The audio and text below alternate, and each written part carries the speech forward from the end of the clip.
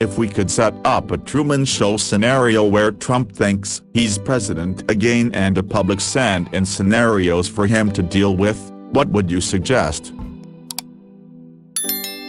The occupants want to meet with him and they're very curious about dining at fast food restaurants. I'd love to see him playing tour guide to people in alien costumes, explaining Crunchwrap Supremes and why the McDonald's ice cream machine doesn't work. Things will really take off when one of the aliens starts flattering him, mentioning how attractive he is. The alien asks him to touch a seeming innocuous part of its body and the fine mists praise him in the face. An episode or 3 later and it's casually dropped in conversation how Trump unknowingly jerked the alien off and got a facial, and they think it's hilarious because when you're an interstellar traveler visiting a less advanced species you can just get away with things like that.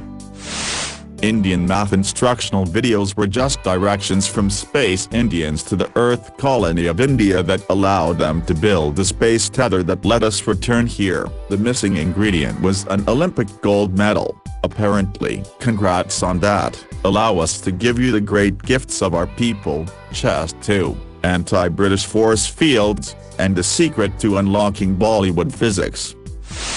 Chess is dead. Man, it's literally been thousands of years since the last update and the modding community is very small. It's like the devs don't even care to support the game anymore. I think a sequel would be the best way to revitalize the franchise and finally add the Battle Royale mode we've been all waiting for. We have our top scientists working on the ice cream machine. It's a very complicated machine. Nobody really knows how it works. Adam works flipping burgers, but we were talking about the machine earlier and he knows so much about it. He's a big genius, but they don't know how to fix it yet. A flock of genetically modified, hyper-aggressive geese is flying straight for the White House, bent on destroying the last vestige of American greatness, then send in a high-ranking official from the DoD to convince Trump to take shelter in a newly constructed goose defense bunker. Only Trump is told of the bunker, and whenever he asks about anyone else someone just tells him they're on their way. Nobody will be coming. While he is trapped in the bunker, slowly remove all the actors in small groups at a time so it looks like humanity is losing the war. In the end all the actors are gone and he's left alone thinking the human race was destroyed by birds. I mean, I think they should actually have their real team. The president is never really alone in decision-making and often is reaching out to people who know more than they do about certain situations. I think you have supporting cast played by actors, that is senators who oppose what they want to do, etc.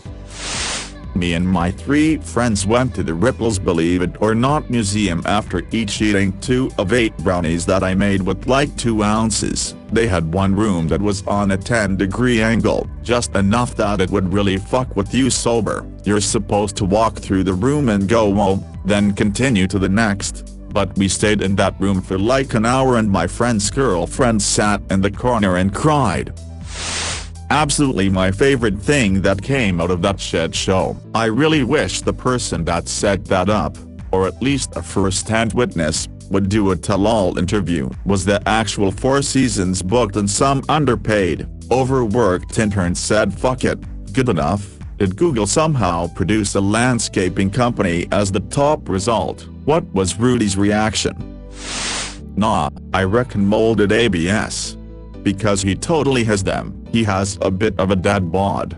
He likes his steak after all, but he has ABS, and anyone who denies that is a hater who gets their information from fake news. Of course he has ABS and the designer obviously saw them, otherwise why would he have ABS armor? Candidate exactly like him, Alec Baldwin, in his Trump costume, pretending to actually be Trump. Baldwin Trump takes credit for things that real Trump says, attacks real Trump for arguments that Baldwin Trump has literally just made. Trump versus Trump. I would tell him that Nancy Pelosi stepped down from House Speaker for health reasons, and that the Democrats have chosen Pedro Rodriguez, made-up person with the most stereotypically Mexican name I could think of, then tell him that Mike Pence had a heart attack and died, and so the speaker has moved into the job of VP. That's not how it works, but Trump's too dumb to know that. So now, Trump has to work every day with his new VP, who will let slip that he is an anchor baby, who will use lots of Spanish phrases and arrange lunch from Taco Bell instead of McDonald's and convert the presidential limo into a lowrider and otherwise behave in many ways that Trump associates with Mexican immigrants that should be fun to watch. Pedro Rodriguez, the LA Cruz, show some respect. That man/woman/alien is incredibly efficient/talented/known in his respective field of medicine/leadership/gardening. Watch Trump panic and act like he knows exactly who that is, and at each interaction change his profession and CV a bit. Tell him that Kristen Stewart has infected 150 people with COVID coughing on chicken nuggets at a McDonald's and 26 of them have died since it happened yesterday. I want to see if his hatred for Kristen Stewart will win out over his denial that COVID is a bad disease, and I think the introduction of the chicken nuggets will lead to some interesting places, especially if I create a fake Twitter sphere where McDonald's threatens to shut down forever over this event, costing thousands of Americans jobs. I could see an expensive dementia facility setting up something where they tell him every day that yes, he's still the president. They give him fake papers and a Sharpie to sign them each day, to keep him entertained, and play recorded videos of his supporters from 2020. They serve him cheeseburgers on gold platters every night. That is actually what happened with Trump's father. He refused to stop going to work, so his assistant would give him blank papers to sign. When the president's father, Fred, developed Alzheimer's, the family reportedly conspired to help him believe that he still ran the Trump Organization. According to Vanity Fair, the elder Mr. Trump would show up for work every day, signing blank papers and using an office phone connected only to his secretary's line. Fred pretended to work, a family friend told the magazine.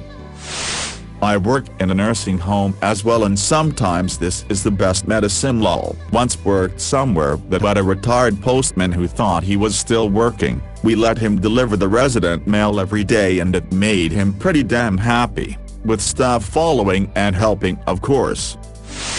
A global pandemic with a deadly disease. To make it a bit easier for him, I'll give him advance warning and have the disease start on the other side of the world. Say, China. Hell, let's have the disease hit Europe first to show that industrialized Western nations aren't immune from its effects. To make it even easier, I'll give him an advisor that's not only an expert on infectious diseases, but also politically experienced. To finish off, I'll give him a rabid cult-like base that will do whatever he says, no questions asked. On second thought, I think I made this too easy. There's no way he'd fuck it up.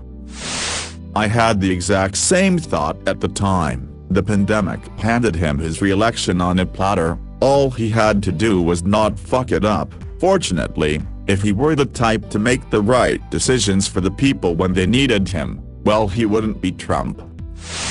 Let him start building the wall, but every time he goes to sleep for the night, it's taken down. When he asks where the wall is, everyone would go, what wall? This continues for a while until eventually nothing is being built and people keep asking what wall he refers to. See how fast he goes mentally insane. Famous, respectable people keep having private meetings with Trump, and when they are alone, but still being filmed per the premise, the respectable celebrity acts like a total lunatic for like half the meeting and then acts normally once the Secret Service finally replies. Nobody is allowed to acknowledge that everyone is constantly fucking with him, and nobody will undo whatever insane thing the celebrities do to his office. Smear poop on the walls, cleaning staff doesn't see anything, etc. Also, the cable is constantly out wherever he goes. I would set up Sacha Baron Cohen as the antagonist. New role every season. It is a summer break. Trump is on vacation, comes back and faces a new Cohen character as the ultimate enemy of the state. He hates everyone with shrieking passion, fueled by his success over the last one, but they just switch to the next one without mentioning the old one ever again. One of those looping time prisons from the Loki series, though instead of getting kicked in the balls it's that time he got booed at a sports game and looked like he was about to cry. Edit the video. This one shows more of the crowd, though there's music edited in. He starts out all smiles, but after a bit you can see it slowly fade into a look of defeat.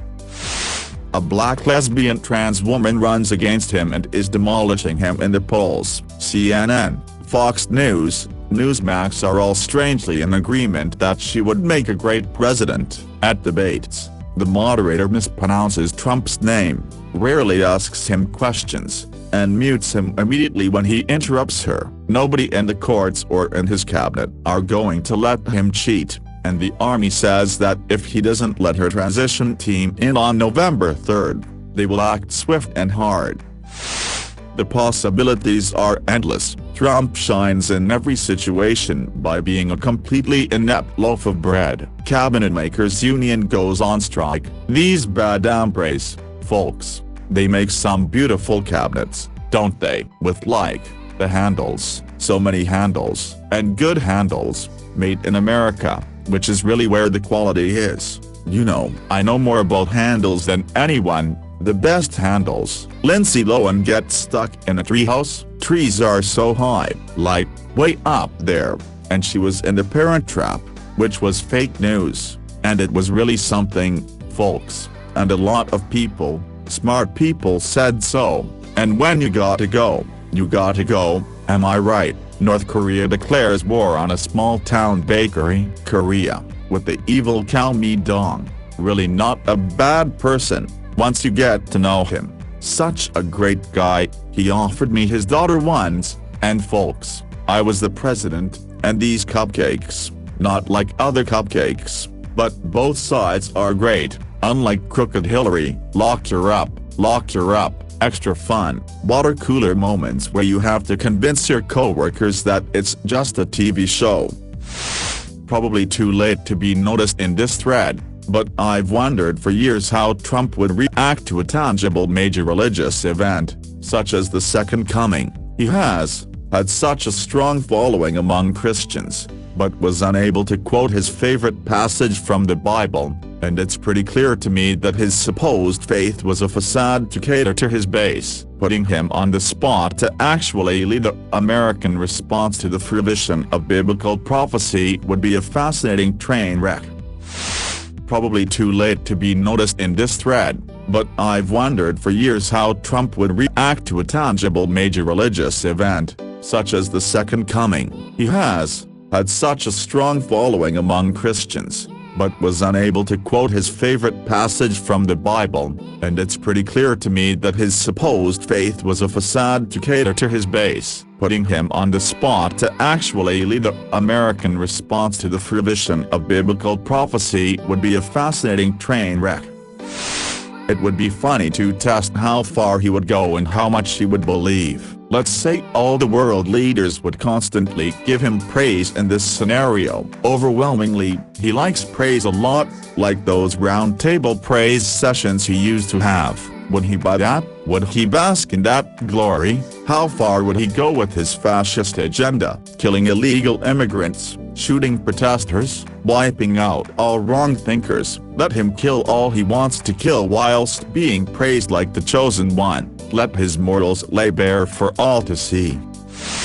Have the day-to-day stuff fairly normal, as much as is possible with this orange facsimile of a man, but convince him the White House is haunted by the ghosts of previous presidents. I'd like to think it would take more than someone wearing a blanket over their head, but realistically, yeah, or have special forces pick up him and his family, tell them Biden and his administration were killed in an attack and the presidency is his again by default. They have to take him to the White House too, the secret backup White House for emergencies like this. Basically, it's a mini White House on a secret soundstage and all the rooms are bugged. They have to stay there whilst being fed war reports. He and his family have to manage the whole war from here, with every tantrum, betrayal, and truly awful battle plan broadcast to everyone. His followers will get to watch him talk shit about them and see what he really thinks of them, etc. We let him convict Hillary Clinton for Benghazi, and sentence her as he likes. We then turn around and convict him for all the COVID-19 deaths, and enact the same punishment he chose for Hillary, but multiplied by the factor of difference between the 6 or 7 Americans who died in Benghazi, versus the number of Americans who died to COVID-19. Alternatively, someone leaks the plans to him, so he has to choose Hillary's punishment very carefully, knowing he'll get it 100k times worse. Maybe not the best punishment. He could very well decide she gets $10 for each death, paid for by the taxpayers. I am not saying he's smart enough to come up with that on his own, but surely someone will suggest it to him. Mr. President, the whole world is appalled and wondered by your magnificent work as President of America, and they are all willing to give you all their valuables and power for you to control the whole world. The only conditions they demand is that you dye your hair black and you shave a short black mustache in the middle of your lips. Would he do it? Loaded gun cleaning, chlorine ingestion limits, hot swapping 240V components, penthouse defenestration, impact testing, rickety lift oil change, metal work sans PPE, genital shark chumming, freshly poured concrete foundation angels, race baiting in Detroit, moderate physical exercise, spelunking in Chernobyl, Congolese mandrel seduction, household chemical mixing, auto surgery. Are you faster than a table sound? Identifying former secretaries of defense while blindfolded, and lingus, rabid hyena belly scritches, and that's just off the top of my head. It's already happening. True story. Trump's closest circle and several former appointees and cabinet members sit in with him and discuss daily presidential duties and act like he's still president. They're constantly telling him the election is currently being contested legally and successfully and he will be reinstated soon. No joke. This might be unpopular, but I'd go some really dark shit, like keep feeding him opportunities to dissolve democracy and become a dictator. See how he'd go. Give him decisions where he could back down or take more executive power. Would he make it illegal for the media to cover him negatively? Would he invoke prima nocta? Could we make him abolish the other branches of government and have total control? Invade Canada? Nuke China? Watch him descend into egomania and have people, the actors, start calling him God Emperor Trump. Then at the height of his power drop the curtain and expose it all as a giant joke on him. Just fucking crush him.